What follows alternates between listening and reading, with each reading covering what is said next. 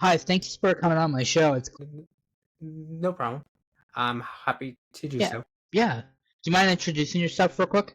I'm Corey Hero. I'm a content creator and comic writer. I mainly write web comics. I have two out so far. What got you interested in comics in the first place? People want the childhood classic. I grew up with comics since I was a child. That's not like really a case. Like I knew comics existed, but I've always been bad with like media consumption. There's like so many like TV shows I still haven't watched or games I haven't beaten.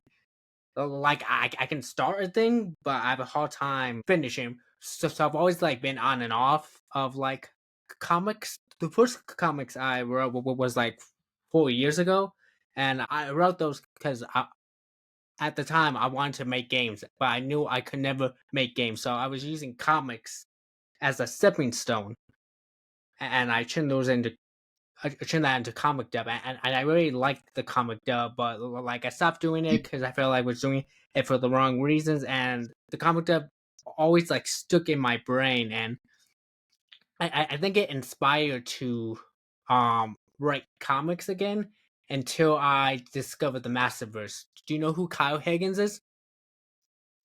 I know the name, but I don't believe I know who he is per se. He's most known for his work on the Power Ranger comics. That's where I know the name. Yeah, Yeah, I know the name somewhere. his major storyline was the like Shadow Grid in that introduced like Draken and the whole like multiverse and like Power Rangers and stuff. So the last couple of years he started his like own like shared universe called the Masterverse, which has like a lot of like the different superheroes and characters in like one universe, and it's very like Kamen Rider or Tokusatsu esque. Like didn't just give me the spark of like reading comics again, but writing comics. Be like, I want to get this another chance. But like, I've tried so many content channels, ideas. I've even tried podcasts and it didn't work. Hopefully, you have better luck than I did.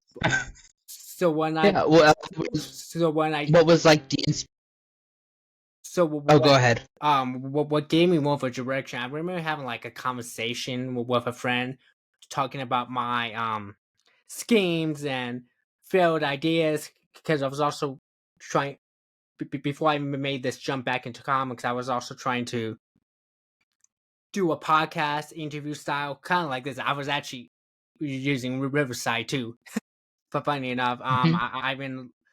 I was gonna try doing a reaction, but it was taking me so long to edit the reaction videos and stuff, and the comics kept digging at my brain. And I remember my friends said the problem with my content was it was too scatterbrained. I needed to focus on like a niche, and if I did the reactions, I was probably gonna focus on gender bender, gender transformation animes, which aren't like a Hmm. whole lot, depending on what you count in that like genre. But Hmm. I was like, why don't I try make my own gender transformation story? Eventually like to go back to like superhero stuff, like the Magic Google stuff I like wrote like years ago. So I hope that answers your question. I know that was a long explanation. No problem at all. So, like anime or like little mix there. That's kind of like the aim, what you're aiming at, kind of. Yeah, but right now it's more like gender transformation or like transgender coded or cross dressing coded.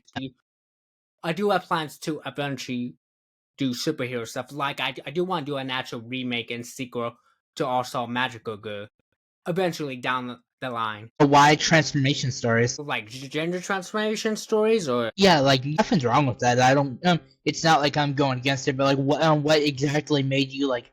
Oh, this is an idea that I really like. so you can tell with how I dress, I struggle with like gender identity and gender expression. And when I was for reference, I'm like 32. So when I was in like high school and like college, I spent like a lot of time on DVR and reading gender transformation stories myself, and it was a way of coping.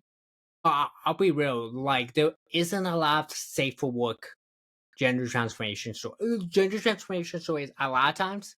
not all the time. Most of the time falls into the funny gag story or the spicy not safe for work story. Which I don't think there's anything wrong with that, but I want to add more variety, more like wholesome, safe for work, because I because I wish I had more of that growing up. Is your family okay with like with making the comic books or your identity with it all? If that's Okay, okay to talk about. those are like two separate questions. The comics, like, I think they're okay with it. Like the one question that they ask, how are you gonna get paid? I'm like, I don't know. I'm working on it. Okay, I've only released a couple. Like it's growing pretty fast. Like I think I'll start making money at the end of the year. Like the YouTube channel is doing pretty well. Like we're at like 500 subscribers in like a month. So like we're doing pretty good. But I know what she means. What I don't know. It's like complicated because I also live with my parents and like I take care of my mom. So there's Hmm. that like interesting weird dynamic. As for the gender identity, uh, I think they've like warmed up to it. Especially my dad. I don't want to get into details, but like we have different views Yeah. on stuff. Yeah, I get what you mean. You don't have to like talk deep. I just when I said like childhood and stuff, that's just more normally how I start like my show. But Yeah. like I'm okay with like skipping it if you really Like it's wish not to. like I'm against talking to my childhood. It's just like I don't have I don't have like meaningful memories of it. It was like average. Okay, my parents took care of me. I went to school. I hanged out with friends. Kind of. Like Well, not I like get what you mean. You're not. Yeah. and like I feel like as you get older, you have like different perspective. Because I'm pretty sure, like growing up, I probably had more positive like views of my parents. But as you get older, you start to recognize more of the flaws. What got you into like drawing and like is it drawing exactly or like what I exactly in the comic books would you say? so I plot, I outline, I write the script, and then like I hand it over to the artist to make the comic, and then like after that, I hire voice actors and I video edit the like comic dub with like transitions and effects. So you made like an actual like TV show per se? Yeah, it's like the closest thing I'm ever gonna get to making a TV show. Like I don't think I'm ever gonna break into the TV industry because that's a whole separate industry to break in. Like Mm. if you're writing novels or writing comics to break into the industry, that's probably break into the TV industry. That's probably not the way to do that. So I've I've finally made peace with, hey, if I'm just stuck making comic and comic depths for the rest of my life, I think I'm okay with it. To make like one game in my life, but like other than that, like I think I'm okay with making comics. That's why I stopped for years. I needed to like try other stuff and uh actually like fall more in love. Maybe you said it or it was kind of hard with because the system kind of glitched for a second. But do you want to do this the rest of your life, or at least the majority of your life? I would say majority. I'm okay with it. If it leads to other things, that'd be cool. But like, I'm actually enjoying as long as I can tell stories that like connect with people. Like, I want to say I have like a dream, but I have dream projects. Can I ask like what would some of them be? Hmm. I have some. I'm gonna be like very. Obviously, I have little superhero projects, obviously, but other Hmm. than that, I'm gonna be big because I don't want like announcing anything. Uh, but I would like to do some like Ducktales inspired, or like Dogwing Duck inspired, or Yeah. stuff inspired by like Amphibia Duck. By Ducktales, I mean like the Ducktales 2017 like reboot. Uh, So like something in that style. yeah. Yeah, cartoony animated stuff. Though I do have some like superhero anime um inspired projects I would like to make one day too. Would you say like the Power Rangers, those kind of styles? Would you think that's kind of like stuff that would like inspired you? So yeah, I've seen like the Power Rangers inspired me. Like the first comic that I published, also Magic Google, like it does have like DNA from Power Rangers because it's like inspired by Precure, which Precure is like considered the younger sister of like um Kamen Rider and Super Sentai, and I wouldn't have discovered those if I didn't discover Power Rangers. Last night we were kind of talking, and like you said somebody else animates your stuff, like as you just said, but like how come you only do the writing and outlining? Like how come is it just faster if somebody else does it, or like what's the reasoning for that? It's mostly uh, well, if I did, the quality won't be good. You know, I do want like a decent amount of quality, and also like I like collaborating with people, and also like even if I did have the ability to draw myself, I feel like there would be gaps I wouldn't be able to fill. So it's nice to have someone else to be able to fill in the gaps I might not see. If I can ask you, what's the amount of money you're spending, like paying all these people? I'll be honest, I don't really calculate that. So generally, how the process will work, I'll have like 4 pages done a month, and then the next month, the next 4 pages are being processed. But while those pages are in process, I'll hire the voice actors. So, and the voice actors could like have different rates. I think sometimes it could be 300 400 a month, but then the project gets done. It's probably close to a thousand with the whole project, but like I only plan to do like 2 comics like a year, if that makes sense. Are you doing it off of YouTube like standards because you get money off of, or do you have like are you spending your own quality money? But right now I'm spending my own like money because I'm not like making money from YouTube yet because I haven't hit those like requirements. As you know, in order to get monetized, you have to be part of the like partnership programs and stuff like that.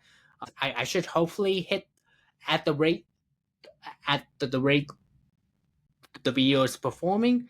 I should be able to hit by the end of this year, beginning of next. So, but by the time I release the new comic, I'll have monetization. So, And what's the first piece of like let's say like real work you would consider like that you made? you mean like what do you mean by work? Work that I've been like paid for? Or? No, like work that like when you're first getting started, like what was the first piece of like artwork, or like I know you say you don't like do it yourself, but like you have to start somewhere. Like what would you say the first piece of like comic, or like just piece of like creation? You know what I mean? There's like an old 1 page comic thingy on one of my old DeviantArts that I hope will never see the light of day. But other than that, because I just did that, I was like goofing off with a software. The first piece was a comic called Cosplay Destroyer, which I forget how many like how long. I think it was like 8 panels, 9 panels. It was like super short, but that was like dealing with a lot of the like gender identity feelings I was feeling at the time. I'm I did like upload a comic dub of that, but it's private right now. Because of the whole like rebranding thing. I do plan to re-upload that one. I think that next week is when the re-upload of that comes out. What'd you go to college for? Computer information systems. How come you didn't stay with that? I mean, I have a degree in it, but like I don't like use the degree. Uh, Mostly because I felt like I wasn't like good enough or had the skill set and stuff. And then with the timing of my mom getting really sick, I had to like focus on taking care of my mom. Is it just for like a fallen back, or like why did you originally do it? The degree, I wanted to make games and I didn't get into the game program, so I was pushed by my parents and the administration of the school to pursue that degree. I saw an instance of like somewhere like on that Reddit post where I found you, it was like you saying like All Star Superman was like a starter piece to like the inspiration of making one of your first comics, All Star a Magical Girl. Yeah, Could you give me that's a what. rundown? Like, what is it? What is it all about? First I have to make a confession. I have not read All Star Superman.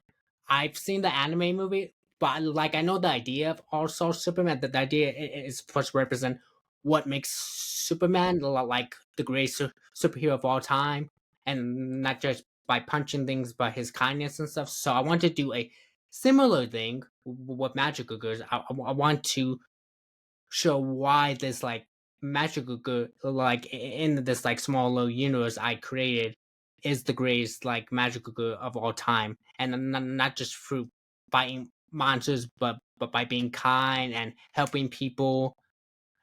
Like there's a scene of her like reading to school children. There's a scene of her like doing community service because she just wants to do good and help people. No, was it like the aspect?